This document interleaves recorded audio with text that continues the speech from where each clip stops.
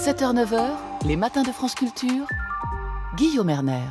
C'est vrai à l'échelle nationale avec les questions relatives à l'immigration, le climat, le terrorisme. Les droits de l'homme sont-ils dépassés? Une question qu'on se pose en votre compagnie. Justine Lacroix, bonjour. Vous êtes professeure de sciences politiques à l'Université libre de Bruxelles et vous publiez avec Jean-Yves Pranchère « Les droits de l'homme rendent-ils idiots ?» aux éditions du Seuil dans la collection de la République des idées. Et vous venez d'entendre cette revue de presse internationale de Camille Magnard, où il était notamment question de la décision américaine vis-à-vis des Kurdes. Les Kurdes, c'est une preuve de plus que les droits de l'homme sont aujourd'hui bafoués à l'échelle internationale. Ils sont non seulement bafoués, ce qui n'est pas tellement nouveau, ce qui est vraiment nouveau, c'est qu'ils sont largement discrédités. Et là, je crois qu'on ne peut pas insister assez sur le retournement, mais vraiment qui s'est produit depuis, je dirais, 2 décennies.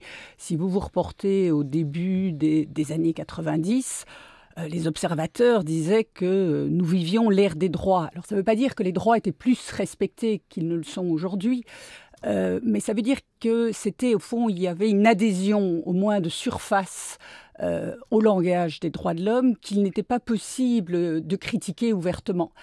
Et dans la période récente, on assiste à l'émergence de dirigeants qui assument délibérément leur volonté de s'affranchir des contraintes des droits de l'homme et qui vont théoriser ça sous la forme de cette formule très imparfaite à mon sens, mais qui s'est imposée dans le débat public de démocratie libérale, cette idée qu'au fond on pourrait avoir des régimes qui respecteraient la volonté majoritaire, des régimes hybrides, mais qui ne respecteraient plus les droits de l'homme. D'ailleurs, Angela Merkel l'avait souligné il y a un an, au moment de l'anniversaire du 70e anniversaire de la Déclaration universelle des droits de l'homme. Elle s'était demandé, est-ce qu'on signerait encore ce texte aujourd'hui?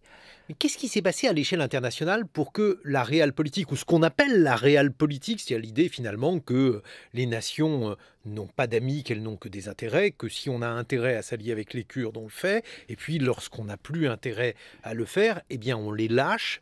Pourquoi, Justine Lacroix, les droits de l'homme sont-ils devenus finalement quelque chose de parfaitement secondaire dans le discours international? Je ne parle même pas des actes. Oui, je ne sais pas si je lirais ça tellement à l'essor de la réelle politique, parce que la réelle politique, elle a toujours existé.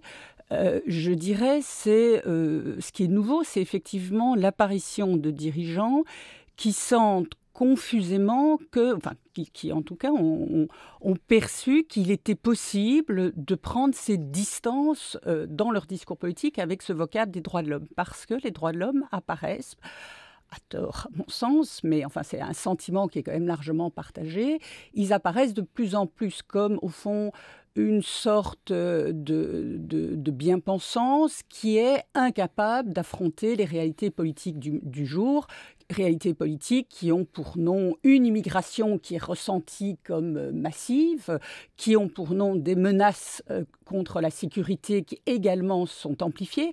Et donc, les partisans des droits de l'homme apparaissent de plus en plus, je dirais, comme des naïfs qui n'arrivent pas à affronter ces difficultés. La réelle politique n'est pas née aujourd'hui, mais aujourd'hui, la réelle politique, c'est chic, alors qu'hier, lorsqu'on intervenait, par exemple...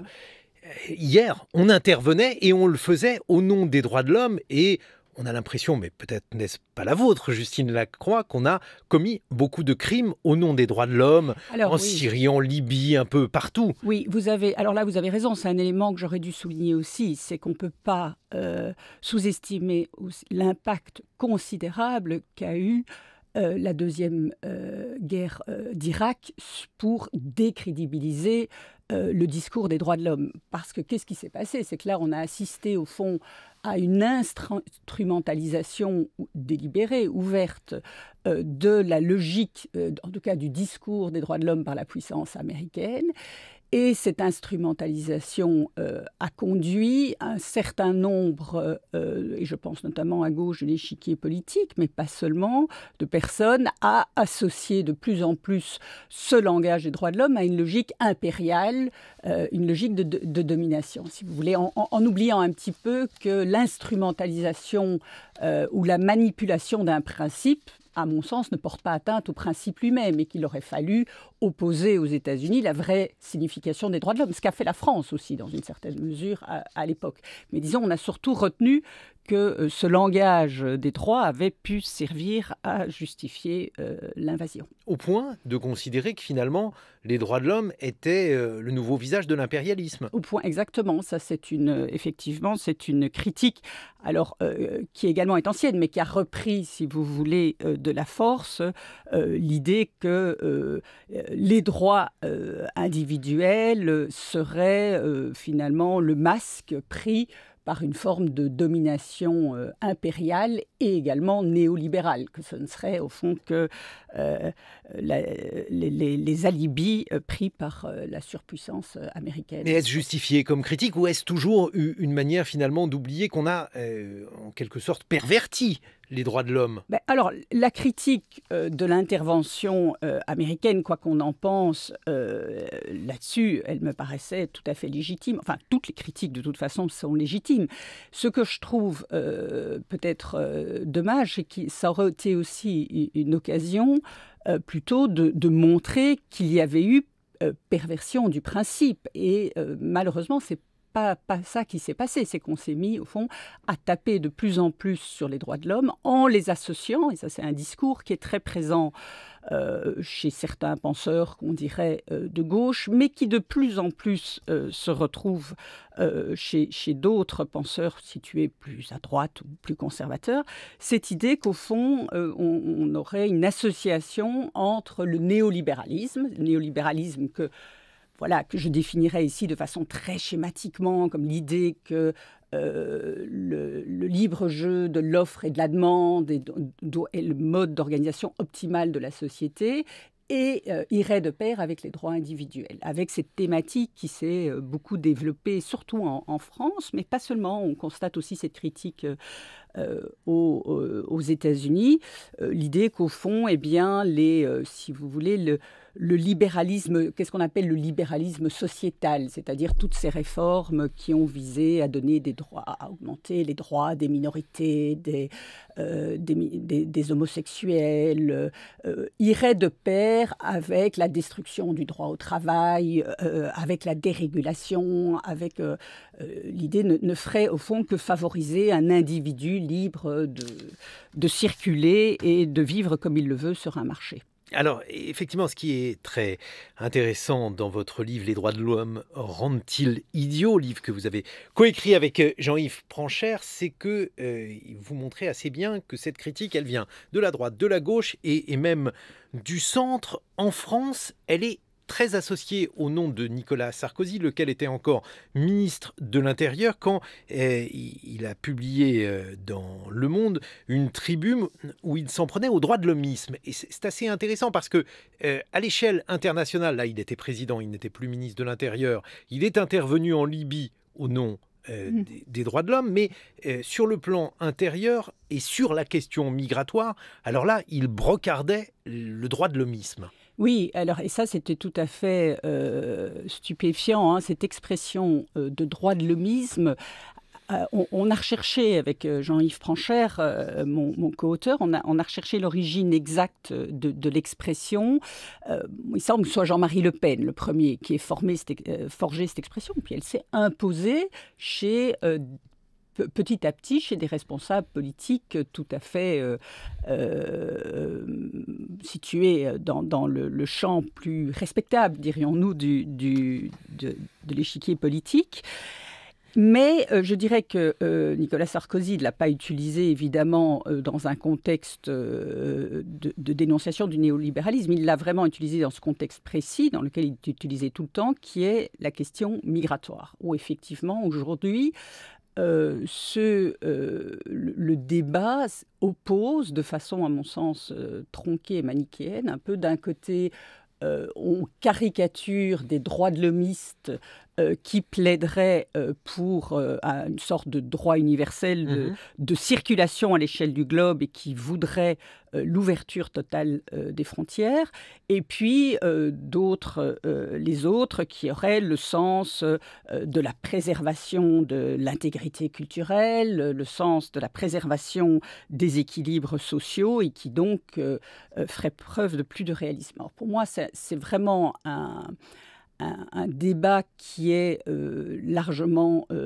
tronqué parce qu'il n'est pas vrai qu'être un droit de l'homiste. Moi, j'en ai discuté avec Jean-Yves et nous sommes d'accord là-dessus. Votre co-auteur. Mon co-auteur, nous définissons, puisque comme ça, comme des droits de l'hommiste, ça ne signifie pas qu'on soit pour l'ouverture totale des frontières. C'est une caricature. Alors, justement, parce que les droits de l'homme sont considérés, notamment par certains critiques de gauche, comme des droits bourgeois, c'est-à-dire pas des droits réels, des droits qui finalement ne concernent que les plus aisés. C'est ce que vous dites notamment dans votre livre « Les droits de l'homme rendent-ils idiots ?» Et Emmanuel Macron, de manière plutôt inattendue, a utilisé cet argument lorsqu'il a lancé il y a quelques jours son débat sur l'immigration. Il a opposé, je le cite, les bourgeois qui ne croient pas à l'immigration et les plus pauvres qui en sont le réceptacle. Donc ils rentrent finalement dans des catégories que vous analysez, Justine Lacroix. Oui, alors, ce serait donc l'idée que les bourgeois, n'étant pas confrontés directement aux réalités de l'immigration, ce serait plus facile, évidemment, de défendre les droits de l'homme. Ouais, moi, je voudrais vous dire, sur cette question, on peut tenter de répondre. Nous, ce qu'on a tenté de faire dans ce livre, c'est pas de fermer le débat.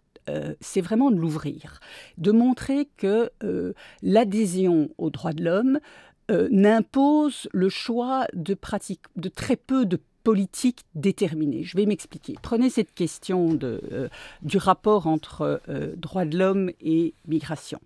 Est-ce que les droits de l'homme nous obligent, par exemple, si on y croit, à ouvrir les frontières ? Je veux dire, la réponse, elle est à la fois oui et non. Oui, dans le sens où si on est convaincu, si on adhère aux droits de l'homme, il est difficile de fermer complètement les frontières. Pourquoi ? Parce que fermer complètement les frontières, là, François Héran, le titulaire de la chaire Migration et Société au Collège de France l'a montré, si vous fermez totalement les frontières, vous mettez fin au regroupement familial, vous mettez fin au droit d'asile, vous expulsez les gens vers des pays où ils risquent d'être torturés. Tout ça, c'est contraire aux conventions que nous avons signées en matière de protection des droits de l'homme.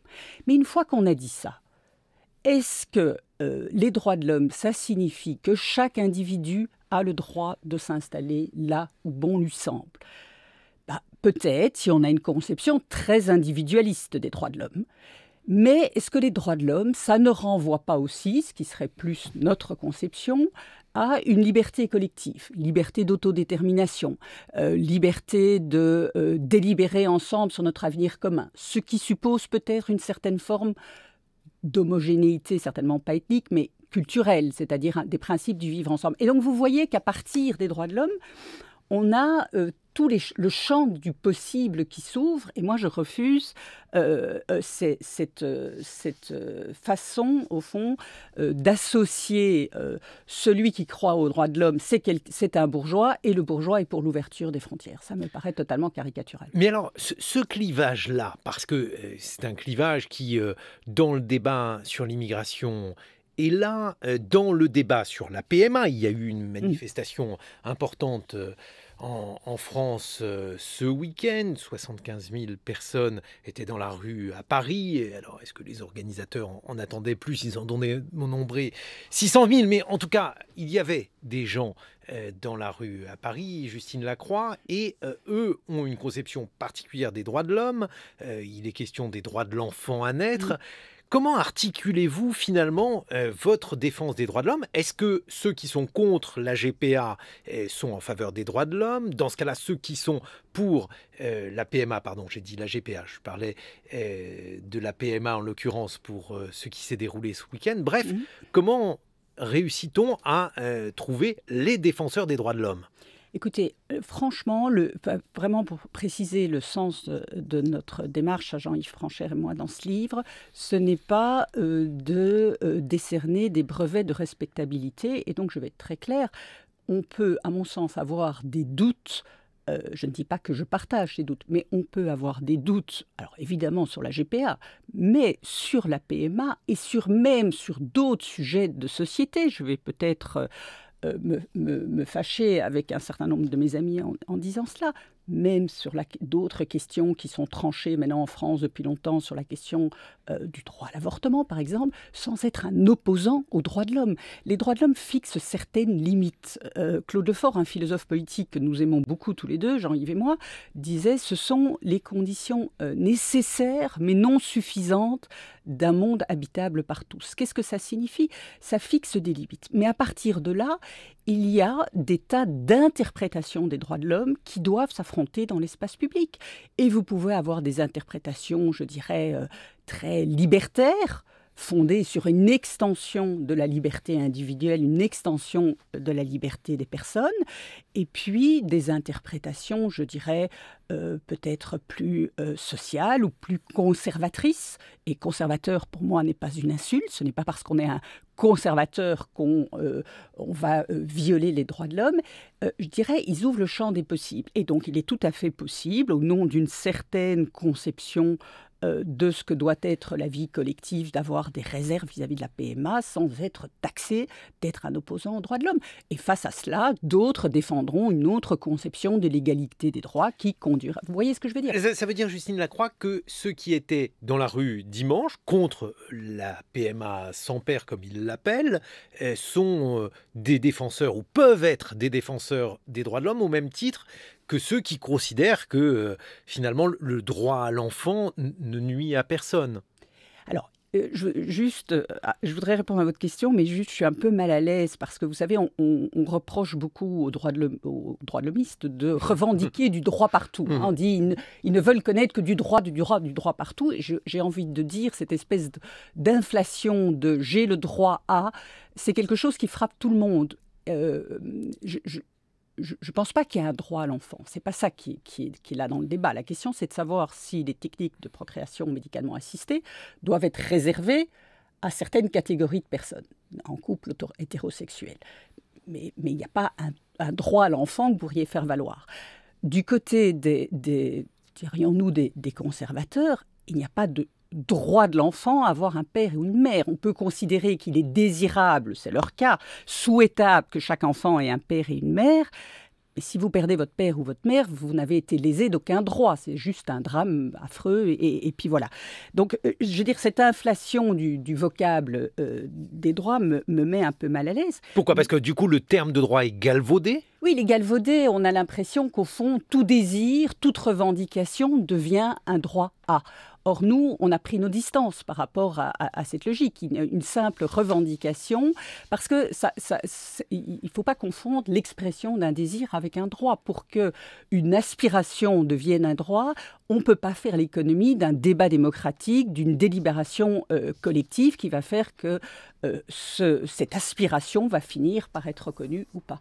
Justine Lacroix, les droits de l'homme rendent-ils idiots ? C'est le livre que vous publiez avec Jean-Yves Franchère aux éditions du Seuil. On va continuer d'évoquer les droits de l'homme avec un autre droit, le droit à la désobéissance civile. On recevra dans quelques instants en votre compagnie Justine Lacroix, Manuel Cervera Marzal, il est sociologue et on va évoquer la notion de désobéissance civile avec cette semaine consacrée à l'extinction, aux rébellions et des mouvements qui se diffusent en France et dans le monde entier. En attendant, il est 8h et je vous souhaite un excellent réveil. Les matins de France Culture, 7h-9h, Guillaume Erner. Et justement, on va faire réagir nos invités à la question des libertés publiques, de leur mise en cause ou de leur garantie. Justine Lacroix est dans ce studio, elle est professeure de sciences politiques à l'Université libre de Bruxelles et vous publiez un ouvrage en compagnie de Jean-Yves Franchère, Les droits de l'homme rendent-ils idiots ? C'est aux éditions du Seuil dans la collection La République des idées. Nous accueillons Manuel Cervera Marzal, vous êtes sociologue à l'Université Aix-Marseille et vous avez notamment travaillé sur sur les nouveaux désobéissants. Les libertés civiles sont-elles aujourd'hui menacées par rapport à ce que vient d'évoquer Frédéric Seyss, Manuel Cervera-Marsal? Je pense que Frédéric Seyss vient très bien d'expliquer la logique. En fait, on ouvre une petite porte, on met le doigt dans un engrenage, on ne sait pas jusqu'où il va nous conduire. Là, il expliquait qu'il y a la question de la reconnaissance faciale qui était mise sur la table par le gouvernement. Bon, effectivement, on peut imaginer qu'il y aura tout un tas de garanties, d'instances de contrôle pour que tout ça soit fait avec notre consentement et que ça n'aille pas trop loin. Mais il n'a échappé à personne qu'aujourd'hui, sur l'ensemble de la planète, la moitié des gouvernements sont de droite extrême ou d'extrême droite. Donc demain, quand ce type d'outil tombera entre les mains de ces apprentis sorciers, qu'est-ce qu'il en sera ? Par ailleurs, sur le deuxième élément qu'il mentionnait, la question de la fraude fiscale, moi je me réjouis de savoir que le gouvernement entend désormais lutter contre la fraude fiscale. Mais je vois à nouveau combien ça risque effectivement de porter atteinte aux libertés individuelles. Et donc si c'est vraiment la fraude fiscale la préoccupation du gouvernement, moi, je tiens à sa disposition la liste de toutes les multinationales françaises comme étrangères qui pratiquent l'évasion à hauteur de 80 milliards par année. C'est très facile d'aller récupérer cet argent plutôt que de s'en prendre aux particuliers et de menacer leur liberté. Il y a aucun souci à ce niveau-là. Et par ailleurs, si vraiment on est cohérent et qu'on souhaite lutter contre la fraude fiscale, on ne fait pas ce que vient de faire ce gouvernement, on ne supprime pas des dizaines, voire je ne sais plus, peut-être des centaines de postes dans les services chargés d'aller contrôler les grandes entreprises. Justine Lacroix, où sont les droits de l'homme là-dedans ? Si par exemple une collectivité décide de se doter des moyens de faire respecter les lois, mettons la question de la fraude fiscale, est-ce qu'on a le droit de transiger quand même avec certaines libertés qui peuvent être perçues comme secondaires par rapport au but ultime qui serait, donc là en l'occurrence, que tout le monde paye l'impôt? Alors, il est toujours possible de déroger aux droits de l'homme, mais il faut que l'objectif poursuivi soit, comme disent les juristes, proportionné. C'est-à-dire qu'il faut vraiment que ce soit la protection de la nation, la protection de la démocratie ou des choses comme ça. Donc, je pense qu'effectivement, je ne suis pas sûre que la lutte contre la fraude fiscale, comme vient de le dire Manuel, impose de déroger aujourd'hui à ces libertés. Il ne me semble pas non plus que le but soit proportionné. Mais moi, ce que me frappait, je suis d'accord avec ce qui vient d'être dit. Ce qui m'interpelle beaucoup, et c'est une question que nous sommes posées aussi avec notre co-auteur, c'est au fond, pourquoi est-ce que ça se passe dans une relative indifférence, cette atteinte aux libertés publiques qui se constate effectivement en France, mais qui se constate aussi en Allemagne, en Grande-Bretagne depuis une quinzaine d'années. Grosso modo, ça date à peu près du 11 septembre 2001 qu'a commencé ce processus. Pourquoi ? Alors, dans une relative indifférence, il y a des voix. On entend des gens crier. On parlait de François Sureau. On pourrait en citer d'autres grands magistrats, hauts fonctionnaires, juristes, pas des activistes révolutionnaires, mais qui s'inquiètent de ces atteintes. Je crois que c'est que pour l'instant, la très grande majorité d'entre nous n'en subissons pas les effets. Et beaucoup vous répondront, mais enfin, c'est pas vrai qu'on porte atteinte à l'état de droit, c'est pas vrai que nos libertés sont menacées. Nous n'avons jamais eu autant de droits. Ce qui n'est pas totalement faux. Mes droits à moi, si je veux dire, et je crois dans large mesure, n'ont pas régressé ces dernières années, n'ont pas été menacés. Mais pour l'instant, ces dispositions ou cette logique de surveillance, de soupçons, d'intrusion ne visent que certaines catégories de la population. Et donc, comme nous n'en subissons pas les effets, ça s'opère dans une relative indifférence en oubliant qu'il suffit un jour qu'une majorité politique vienne au pouvoir qui pourrait être plus inquiétante pour que ces nouveaux instruments s'abattent sur tous. Alors la question, c'est notamment la fin justifie-t-elle les moyens ? Il y a aujourd'hui une inquiétude écologique, une inquiétude climatique. Celle-ci a donné lieu à un mouvement qui est en ce moment en cours, notamment en France, mais dans le monde entier, le mouvement Extinction Rébellion. Et hier, Ségolène Royal, sur France Inter, s'est exprimée au sujet de ce mouvement. On l'écoute. Il y a une instrumentalisation de l'écologie par ces groupes violents. Et il faut les réprimer très, très rapidement parce que c'est une dégradation de l'image de l'écologie, de l'image de l'environnement, et ça risque de disqualifier toutes les actions pro-environnementales qui risquent d'être associées à ce type d'agression et de violence. Encore un mot, le Sénat... L'écologie, c'est la paix. Vous voyez, l'écologie, c'est la paix. Donc la violence, c'est tout à fait le contraire. L'écologie, c'est la paix, mais c'est la contrainte aussi, vous dites. Ah oui, c'est la contrainte aussi, c'est le rapport pollueur-payeur, etc. Ce sont des règles, c'est de la discipline, mais c'est la paix, c'est quelque chose qui doit conduire à l'apaisement des sociétés. La voix de Ségolène Royal. L'écologie, c'est la paix contrainte, Manuel Cervera-Marzal. Oui, bon, je passe très rapidement sur le cas de Ségolène Royal qui en appelle à la répression. Ça me rappelle Luc Ferry, il y a quelques mois, là, par rapport aux Gilets jaunes, qui appelait à tirer à balles réelles sur les Gilets jaunes. C'est toujours cette figure, que ce soit de droite ou de gauche, mais On l'a pas un peu appelé à de... tirer. Non, si, sur Radio Courtoisie, non, elle a pas appelé à tirer Ségolène Royal, elle a appelé à réprimer simplement. Mais voilà, on voit comment ces figures comme ça de la grande bourgeoisie, tout propre sur elle, qu'elle soit de gauche ou de droite, on voit comment la façade se fissure quand ils prennent peur, ils en appellent, voilà, tout de suite à la répression. Mais elle a raison d'avoir peur. Est-ce qu'elle a raison d'avoir peur? À mon avis, elle n'a pas peur des bonnes choses. Elle a peur de militants non violents qui luttent pour l'intérêt général et en l'occurrence pour... la préservation de la biodiversité et de la planète. Elle a peur de ces gens-là au lieu d'avoir peur précisément des 2 degrés de réchauffement climatique qui vont amener 300 millions de personnes à migrer vers d'autres pays. Donc je pense qu'elle se trompe quand elle désigne Extinction Rébellion comme violent, puisque la violence, elle est où? Si on regarde ce qui s'est passé, elle parle d'un événement très concret qui s'est passé samedi soir et samedi dans la journée, à savoir l'occupation d'un centre commercial Italie 2. Les droits de l'homme d'aller faire leurs courses chez Voilà, c'est important Italie de 2. pouvoir aller consommer en moyenne. On utilise 4 fois un vêtement dans sa vie. Un Français utilise 4 fois un vêtement avant de le mettre à la poubelle. Donc c'est très important Ça de me pouvoir paraît consommer. peu, mais... Oui, et pourtant c'est les statistiques. Non, elle est où la violence? Samedi, il y a eu une seule violence contre les personnes. Elle a été commise par le fait que les forces de l'ordre ont aspergé dans un endroit clos. On était dans un centre commercial, un endroit confiné. Ils ont aspergé de gaz lacrymogène à l'intérieur. Il n'y a eu aucune violence, en revanche, des occupants contre les forces de l'ordre. Et par ailleurs, si on essaye un petit peu de creuser cette notion de violence, il faut voir que s'en prendre à un centre commercial comme ça, c'est s'en prendre au temple de la consommation, à ces publicités, ces panneaux publicitaires extrêmement polluants qui sont allumés toute la nuit. Moi, j'ai habité 2 ans au-dessus d'Italie 2, je peux vous le dire, les lumières, elles sont allumées toute la nuit. À l'intérieur, il y a des banques qui investissent plusieurs milliards dans les énergies fossiles. Voilà, il faut être aveugle pour pas comprendre qu'en s'en prenant à ce symbole, on s'en prend à ce qui aujourd'hui est la plus grande violence structurelle dans notre monde, à savoir la menace que le système productiviste dans lequel on vit fait peser tout simplement sur le vivant. Qu'est-ce que vous en pensez, Justine Lacroix? Parce qu'on entend monter un discours qui consiste à dire si finalement des mesures démocratiques ne sont pas prises pour que le climat, pour que l'écologie retrouve la première place, puisqu'il y aurait urgence écologique, eh bien on aura la possibilité ou on en viendra à des mesures non démocratiques. Oui, c'est effectivement une des questions les plus redoutables qui se posent aujourd'hui à tous ceux qui travaillent sur la question du politique, c'est de savoir si la démocratie, telle qu'on la pratique, telle que nous la comprenons, est en mesure de répondre aux défis climatiques. Et personnellement, c'est une question à laquelle je n'ai vraiment pas de réponse.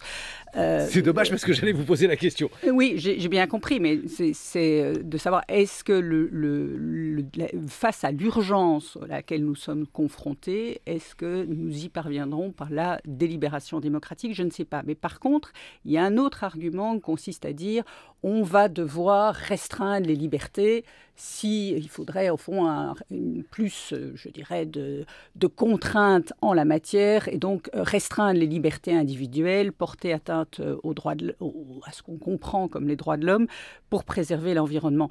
Je crois que là, par contre, c'est une mauvaise compréhension des droits de l'homme. Les droits de l'homme, c'est pas la liberté de faire tout ce qu'on veut. Vous n'êtes pas libre de consommer de la cocaïne, vous n'êtes pas libre de fumer en public. Aujourd'hui, on n'a pas porté atteinte. Pourquoi? Parce que vous portez atteinte à la santé des autres. Je ne peux pas faire un boucan d'enfer à 4 heures du matin dans mon appartement parce que je gêne les autres. Donc si on doit en venir à des mesures qui consisteraient à dire, je vais être un peu radical, dire voilà, vous pouvez prendre l'avion une fois par an, pas plus, voire pas du tout, pendant un temps, parce que il faut limiter drastiquement nos possibilités de consommation. Pour moi, si c'est pas une atteinte aux droits de l'homme. Il faut avoir une compréhension un tout petit peu plus large. Les droits de l'homme, c'est les droits de l'homme en relation, les droits de l'homme en société. Donc, si la société est menacée par l'exercice de ma liberté individuelle, eh bien, la logique des droits de l'homme veut qu'on restreigne cette liberté individuelle. Manuel Cervera-Marsal, que signifie l'expression qui est désormais très souvent employée de désobéissance civile ?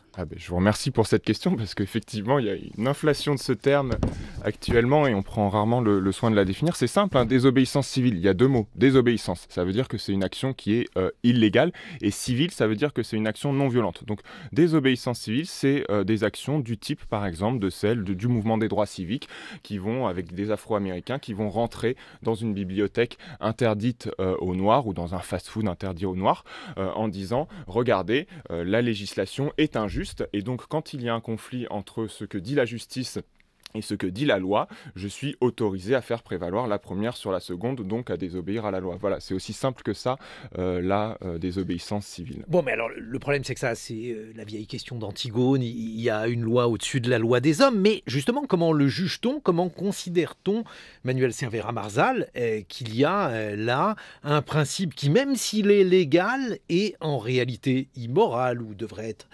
modifié, amendé ? Tout à fait, vous avez raison, le risque en fait à partir du moment où on dit qu'on peut tolérer, voire qu'on peut justifier certaines pratiques de désobéissance, c'est de dire mais est-ce que ça ne va pas plonger la société dans le chaos généralisé ? Est-ce que si j'autorise, je ne sais pas, Extinction Rébellion à occuper un centre commercial, est-ce que demain, je ne sais pas moi, tel patron qui met son argent en Suisse ne va pas dire moi aussi j'ai le droit de désobéir et de planquer mon argent en Suisse, ou bien tel terroriste ne va pas nous dire moi aussi. C'est ce que disent d'ailleurs les libertariens américains, ils disent qu'ils n'ont absolument pas nécessité de se soumettre à l'impôt, puisque l'impôt n'est pas volontaire et qu'ils peuvent donc décider de faire sécession. Et c'est pour ça que toute désobéissance n'est pas de la désobéissance civile. Pour que ce soit de la désobéissance civile, il faut que ça se fasse dans l'intérêt général, c'est-à-dire protéger les droits de l'homme, c'est-à-dire protéger la planète, mais aller planquer son argent ailleurs, c'est pas l'intérêt général. Donc un premier critère, c'est celui-là, le bien commun, l'intérêt général. Un deuxième critère essentiel, c'est que la désobéissance civile, la désobéissance n'est civile que si elle est non violente, c'est-à-dire si vous n'injuriez pas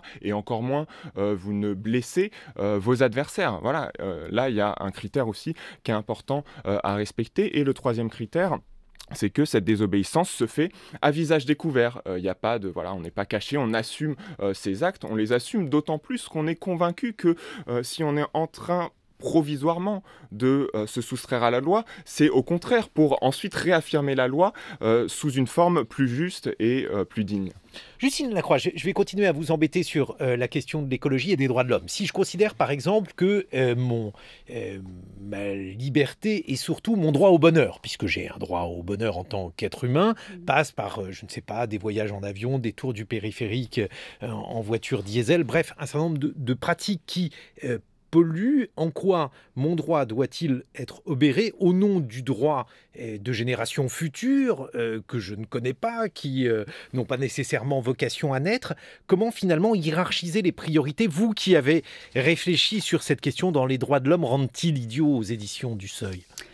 Mais je dirais toujours... alors le droit au bonheur, c'est vrai que c'est formulé dans la déclaration d'indépendance des États-Unis, pas vraiment dans la déclaration française des droits de l'homme. Bon, alors toute la question est évidemment de savoir comment on définit une bonne vie, comment on définit le bonheur, mais même sans rentrer dans ces considérations-là, les droits de l'homme, je disais il y a un instant, ils naissent du fait que je ne suis pas seule sur la Terre. Ça, c'est une formule d'Hannah Arendt, qui est un auteur qui a beaucoup compté dans notre réflexion à Jean-Yves Franchère et à moi sur les droits de l'homme.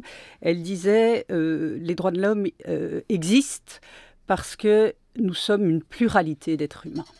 Elle disait, au fond, la loi naturelle, la loi divine, elle serait possible même s'il n'y avait qu'un seul être humain. Alors pourquoi est-ce que je tiens à ce propos qui peut sembler un peu abstrait? C'est de dire, privé de cette notion de pluralité, de cette notion que nous ne sommes pas un seul homme sur la Terre, mais que nous sommes plusieurs hommes et femmes sur la Terre. Privé de cette dimension de pluralité, il n'y a plus de droit. Donc celui qui ferait, je dirais, faire prévaloir son désir individuel, parce qu'il n'y a pas de droit de l'homme, je n'en connais pas en tout cas, à circuler, à aller en avion, visiter tous les pays du monde ou à consommer à outrance. Celui qui ferait passer ses désirs individuels contre le respect de cette pluralité, le respect de cette vie en société, n'est pas, à mon sens, dans une logique de droits de l'homme. Je pense que ce n'est pas très difficile à établir. Manuel Cervera-Marzal. Oui, je suis entièrement d'accord avec ce qu'explique Justine Lacroix. Il n'y a pas de droit, et a fortiori de droits de l'homme, sans limite à ces droits. La question, c'est de savoir qui pose la limite à ces droits. Est-ce que c'est un dictateur qui est là et qui décide en solitaire et qui, par ailleurs, s'appuie ensuite sur une armée répressive pour faire obéir? Ou est-ce que c'est un peuple délibérant, votant, qui se fixe lui-même ses limites? Mais en tout cas, il faut fixer des limites. Vous n'avez pas le droit de fumer un paquet de cigarettes dans une maternité. Ça choque absolument personne aujourd'hui. Eh bien, aujourd'hui, on n'a plus le droit de prendre l'avion à tout va parce que l'avion à tout va, la pollution, aujourd'hui en France, c'est des dizaines de milliers de morts par an. Donc voilà, il y a des mesures draconiennes à prendre en place. Et j'ajouterais, parce qu'on entend souvent qu'elles vont tous nous toucher, mais elles ne vont pas tous nous toucher dans la même dimension. Aujourd'hui, les 10% des Français les plus riches émettent 8 fois plus de gaz à effet de serre que les 10% les plus pauvres. Donc ce que je veux dire par là, c'est que la question de la justice écologique, elle est extrêmement liée à la question de la justice sociale, parce que peut-être que les classes populaires françaises ne prônent pas autant de valeurs écologiques, n'ont pas cette morale écologique des plus aisés, mais par contre, quand on regarde dans leurs pratiques très concrètes au quotidien, les classes populaires françaises, vous inquiétez pas, elles éteignent la lumière derrière eux, elles ferment le robinet, elles consomment pas beaucoup de viande et elles prennent pas l'avion parce que tout simplement, elles doivent faire attention aux fins de mois. Justement, la consommation de viande, on a parlé des droits de l'homme par rapport aux droits de la planète, et puis les droits des animaux. Il y avait hier dans Les Pieds sur Terre l'interview d'une personne que je vais vous faire entendre. Qu'est-ce qui est violent en fait? C'est d'assassiner des individus qui ont envie de vivre, leur faire subir une vie et une mort de misère, ou s'attaquer à du matériel qui va être remboursé par les assurances. Qu'est-ce qui est violent? Qu'est-ce que la notion de violence en fait? Moi je ne trouve pas que j'ai été violente par rapport à toutes ces vies qui sont assassinées, je ne suis pas violente en fait. Moi j'ai pris la vie de personne, je ne m'attaque pas à des personnes, je m'attaque à un système. Ces boucheries, ces restaurants, je ne me suis pas attaquée aux gérants personnellement, je ne les connais pas, je ne sais pas qui c'est, je m'en fous, enfin je veux dire voilà, ils m'indiffèrent au plus totalement, c'est leur commerce et c'est sur quoi ils s'enrichissent. Enfin je suis contre ça et c'est ça que j'ai voulu attaquer. On n'est pas insensé, on n'est pas débile, on a fait du repérage avant, on savait pertinemment que dans les commerces qu'on allait incendier, il y avait strictement personne et il y aurait eu quelqu'un, on n'y serait jamais allé. Le but, ça n'a jamais été d'intenter à la vie personne, de qui que ce soit. C'était de la dégradation matérielle, pure et simple. Et la preuve en est, c'est que nous n'avons tué ou nous n'avons blessé personne. À 8h39 sur France Culture, on évoque les droits à la désobéissance civile. Nous sommes en compagnie d'un sociologue, Manuel Cervera-Marzal, et d'un professeur de sciences politiques, Justine Lacroix. On vient d'entendre cette femme qui a mené un certain nombre d'actions contre des boucheries, des actions qui consistaient à dégrader des biens, mais qui, effectivement, Dieu merci, n'ont blessé personne. Et elle invoque ces animaux qui sont tués pour l'industrie de la viande. Comment c'est vous ? Alors, c'est compliqué parce que je partage, si je voulais dire, l'indignation ou la consternation de la personne qu'on vient d'entendre par rapport aux pratiques de l'élevage industriel. Là-dessus, il n'y a pas de doute dans mes yeux et à mes yeux. Mais ce qui, évidemment, peut-être aller plus loin, c'est qu'à plusieurs reprises, si je ne me trompe, elle parle de ces animaux en disant que ce sont des individus. Ce sont des personnes. Alors, et là, évidemment, ça me met un peu mal à l'aise. Pourquoi ? Parce que ça renvoie un peu à cette idée, c'est que dont on parlait quand je parlais de l'inflation du langage des droits tout à l'heure. C'est comme si, aujourd'hui, il n'était pas possible de concevoir que nous pouvons avoir des obligations très fortes sans qu'il y ait un droit en face. Je m'explique. Je peux avoir l'obligation, le devoir et être condamné au pénal si je manque à ces devoirs, des devoirs de respect des animaux, sans pour autant considérer que l'animal est une personne, est un sujet de droit. Donc, vous voyez, et c'est un peu cette impression, mais l'impression que si on veut protéger des êtres sensibles, ce qui me paraît un objectif totalement légitime, on ne peut les présenter que comme des sujets de droit. pourquoi est-ce que moi, ça me met mal à l'aise? Pourquoi est-ce que je continue? Mais peut-être je suis prête à évoluer là-dessus. Et d'ailleurs, mon co-auteur et moi, on n'est pas tout à fait d'accord sur cette question. Pourquoi j'ai certaines difficultés à concevoir que les animaux aient des droits? Parce que pour moi, les droits sont liés à la revendication. Des droits, ça se revendique. On ne les attribue pas.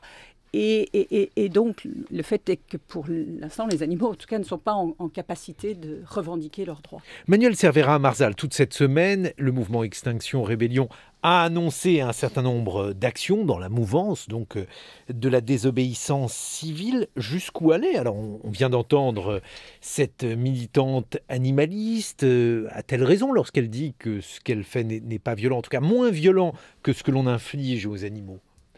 Pour moi, ce qu'on a entendu là, c'est pas tout à fait de la désobéissance civile, parce qu'aller s'en prendre la nuit, donc en fait finalement de manière dissimulée, un peu clandestine, à la vitrine d'une boucherie, ça ne respecte pas l'un des critères que j'énonçais tout à l'heure de la désobéissance civile, qui est d'agir à visage découvert.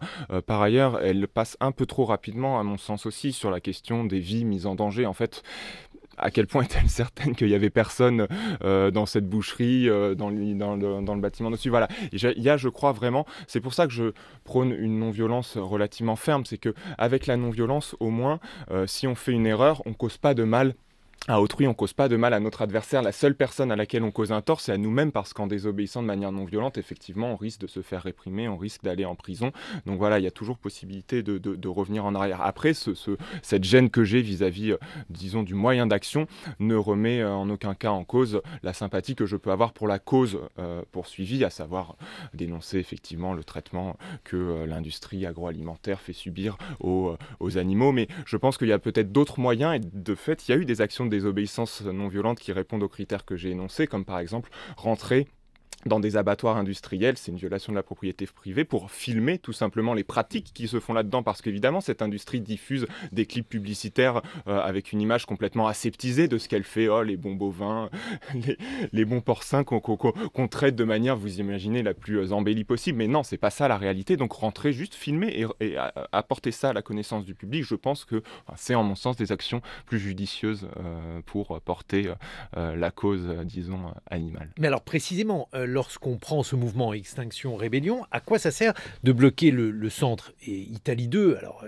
évidemment, cela empêche les gens qui veulent faire leurs courses là-bas, mais pour le reste, quelle peut être la portée politique? Finalement, on a entendu des gens dire que le capitalisme n'était pas déstabilisé parce qu'un centre commercial était bloqué, même si d'ailleurs tous l'étaient une journée. Qu'est-ce que ça changerait, Manuel Cervera Marzal? Évidemment que le capitalisme n'est pas tombé après l'occupation d'Italie 2, mais bon, à ce titre-là, on rentre chez soi et puis on allume la télé. Non, mais il faut bien commencer quelque part, et il faut bien commencer d'une certaine façon.